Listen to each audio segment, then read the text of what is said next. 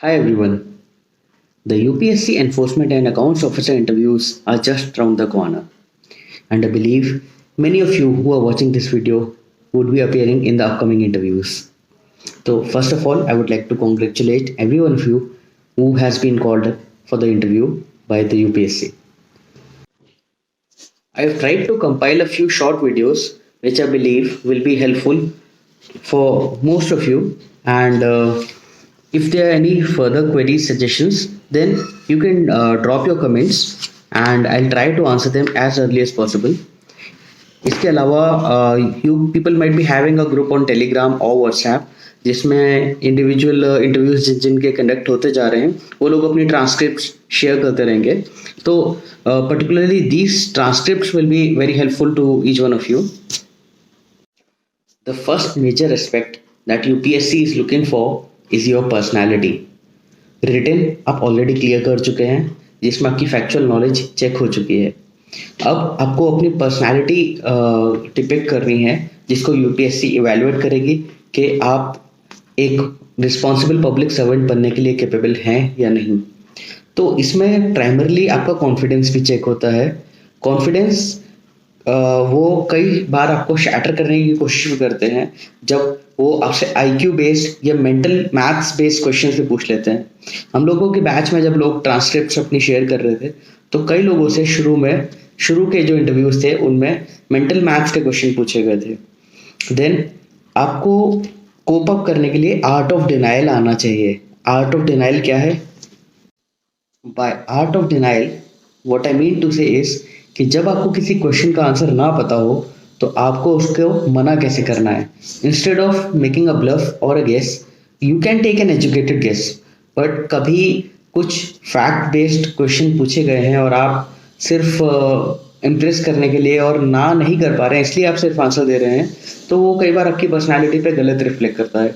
जैसे कल आप कोई एक रिस्पॉन्सिबल पोजीशन में बैठे होंगे तो कई बार ऐसा होगा कि आपसे कोई एम्प्लॉयर या कोई एम्प्लॉई ऐसा क्वेश्चन कर लें जो शायद आपको ना पता हो. तो not knowing something is absolutely fine, it is accepted. आपका रिस्पॉन्स उसमें मैटर करता है. जैसे किसी एम्प्लॉयर ने कभी आपसे कोई क्वेश्चन पूछा, किसी आप कॉन्फ्रेंस सेट में अटेंड कर रहे हैं या फिर कभी आप ग्रुप ऑफ एम्प्लॉयर्स को अटेंड कर रहे हैं, उनको गाइड कर रहे हैं, वो कुछ आपसे क्वेश्चन पूछते हैं, आपको उसके बारे में अगर जानकारी नहीं है तो you can tell them politely कि okay I am not updated on this and probably I'll get myself updated on this and I'll try to get back to you as early as possible. And in the same way UPSC board members भी आपसे question पूछ सकते हैं जो answers आपको शायद ना पता हो. तो ये क्वेश्चन सब तीन तरह के हो सकते हैं ब्रॉडली. एक वो फैक्चुअल हो सकते हैं, सेकेंडली वो अकेडमिक आपके जो अकेडमिक बैकग्राउंड है उससे रिलेटेड हो सकते हैं, या फिर आपके ओपिनियन बेस्ड हो सकते हैं.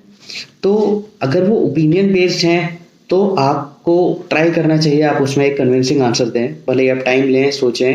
You can ask for small amount of time के सर और ma'am I would like a few seconds to recollect my thoughts and frame my answer on this. और अगर वो आपके करिकुलम एकेडमिक बैकग्राउंड या कोई फैक्ट बेस्ड है तो उसमें आप को अगर आंसर नहीं पता है, जैसे मान लीजिए वो आपके कोई एकेडमिक बैकग्राउंड से रिलेट करता है और आपको वो टॉपिक पे अभी जानकारी नहीं है या फिर अभी आप रिकॉल नहीं कर पा रहे, तो you can politely tell them कि sir I am sorry I am unable to recall the answer as of now but I try to brush up my knowledge on this.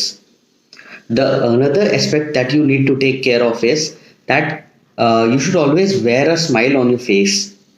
तो आप जब भी कुछ क्वेश्चन का आंसर देते हैं तो you have to be optimistic.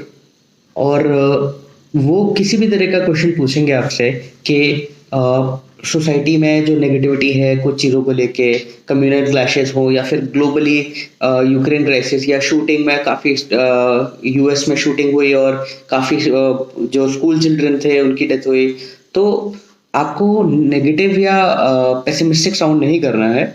You have to think the solution of the problems. There are problems and there are going to be bigger problems in future, but you have to think the way out. Your attitude should be of problem solving. तो आप decently ambitious भी दिखने चाहिए और साथ ही आपके solutions practical भी होने चाहिए.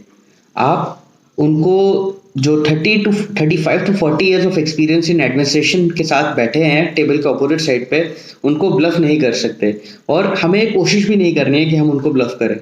तो one person once wrote in his DAF के in his hobbies and interest he mentioned that I am a yoga trainer. Then suppose it so happened कि जो योगा जो वहाँ पे इंटरव्यू पैनल में थे, he himself was some knowledgeable person in yoga and उन्होंने जितने क्वेश्चंस उसको उस कैंडिडेट को किए योगा को लेके कि that person was demotivated. That year he didn't get selected. Next year, while filling up his detailed application form DAF, the same guy he mentioned learning yoga, and that year, fortunately, he was not cornered on this yoga thing. So the point over here is कि आपको उनको outsmart नहीं करना है. You just be yourself. You use your mind to the best. But give creative, positive solutions. But don't try to fake out things or don't just bluff things just to impress them. तो आपका जो 30-40 minutes का interview चलेगा उसमें आपको एक अपनी personality उनको कन्वे करनी है। आपके जो अचीवमेंट्स हों आप ट्राई करें कि आप उनको किसी तरह कन्वे कर पाएँ। एक बेसिक क्वेश्चन होता है tell me something about yourself और what do you think about the organization. कुछ ऐसी चीज़ें होती हैं जो बहुत बेसिक से क्वेश्चंस होते हैं और हर इंटरव्यू में पूछे जाते हैं। जैसे पूछा जाता है why should we select only you and why not the other candidates, why how are you better than the other candidate. तो इनके आंसर्स भी आप खुद से भी रिफ्लेक्ट कर सकते हैं, अदरवाइज बहुत स्ट्रेट और सिंपल आंसर्स हो सकते हैं, बस प्रोवाइडेड आपको अपने दिमाग में आपने एक आंसर फ्रेम कर रखा है। There is no best answer for these questions. अब tell me something about yourself है तो आप अपने बचपन से शुरू करके कि आप कहाँ पैदा हुए, आपने कहाँ पढ़ाई की, आपने अब ये एक अपॉर्चुनिटी होती है कि आप अपने बारे में जो आपके अचीवमेंट्स हैं वो आप उनको कन्वे कर पा रहे हैं।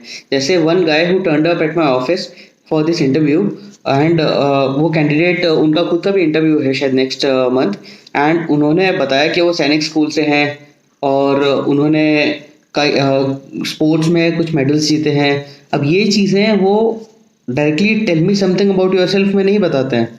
तो उन इसी तरीके से अगर आपके कुछ भी अचीवमेंट्स हैं आपके स्कूल लेवल पे, आपके ग्रेजुएशन लेवल पे, पोस्ट ग्रेजुएशन में, otherwise out of your curriculum, तो आपको tell me something about yourself is an open ended question कि आप उसमें अपनी एक पर्सनैलिटी की पिक्चर उनके सामने बना सकते हैं जो बहुत ही एक कन्विंसिंग पिक्चर हो सकती है। तो that is an advertisement for you. Secondly जो why how you are better than the other, वो भी इसी क्वेश्चन का एक पार्ट हो गया। उसमें भी अगर आपके जो अचीवमेंट्स हैं, आपकी स्ट्रेंथ्स हैं, वो सब चीज़ें आप कन्वे कर सकते हैं। कई बार स्ट्रेंथ्स के साथ वीकनेसेस भी पूछे जाती हैं, तो वीकनेसेस भी आप अपनी कुछ कुछ जॉट डाउन कर सकते हैं, but usually try to avoid some weaknesses जो आपके करियर को या फिर इस जॉब प्रोफाइल को अफेक्ट करें। You can mention weaknesses like आपको हाइट से डर लगता है या फिर जो भी आपकी अदर वे जो unaffected by this job profile, उस तरीके से आप अपनी वीकनेसेस मेंशन कर सकते हैं।